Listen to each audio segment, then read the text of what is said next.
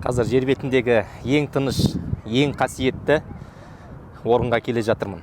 Аллаху акбар, Аллаху акбар.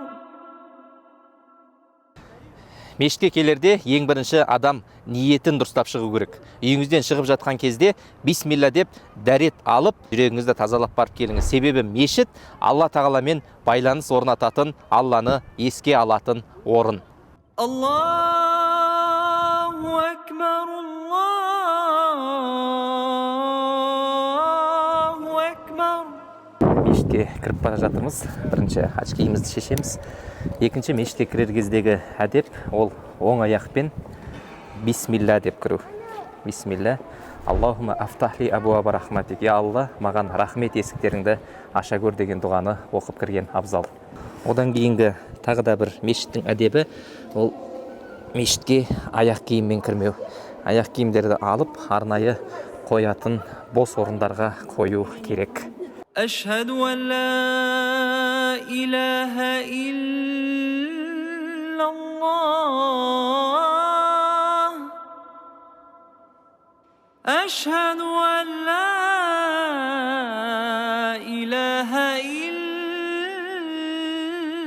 الله.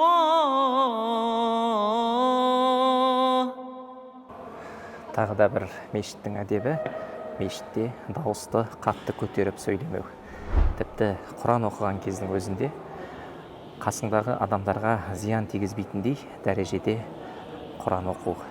Пайғамбарымыз саллаллаху алейхи ва саллям айтады, сендер мешітке кіргенде сабыр мен тыныштықпен кіріңдер деп айтады. Ашхаду анна Мухаммадар Расулуллах Ашхаду анна Мухаммадар Расулуллах.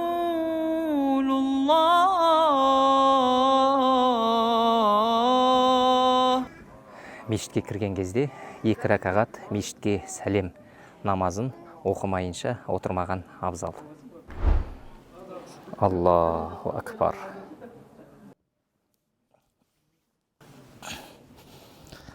Бауырлар, мешітке келген кезде осылай қатардағы тұрған адамдарды таптап, алдың қатарға ұмтылуға болмайды. Бұл әдепсіздік. Егер алдың қатарға отырыңыз келсе, мешітке сәл ертерек келіңіз. Құрметті жамағат, саптарыңыз су болсын, ашық жер болмасын. Алдыңғы саптар толтырып алыңыздар. Хайя алас-салах. Хайя алас-салах.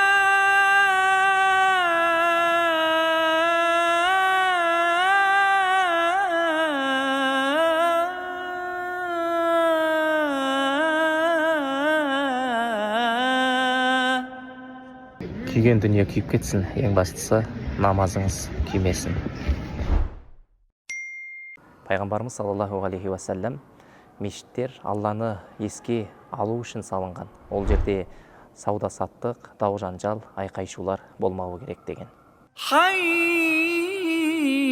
алал-фалах. Хайя алал-фалах.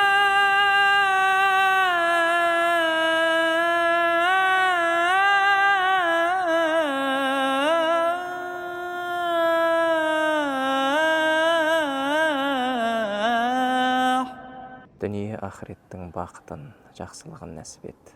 Әмин. Аллаху акбар. Мешітке келген кезде көбірек дұға қылыңыз. Алла тағала айтады, кім менен алақандарын жайып сұраса, олардың алақанын құр қайтаруға ұяламын деген. Тағы да бір әдеп, егер сіз жұма күні жұма намаз оқуға келген болсаңыз, имамның хұтпасын қимылдамай, үнсіз тыңдау. Бұл тіпті жұма намазыңыздың қабыл болуының негізгі шарттарының бірі. Аллаху акбар, Аллаху акбар. Алхамдулиллахи роббил аламин. Мешітке келген кезде көбірек Құран оқуға тырысыңыз.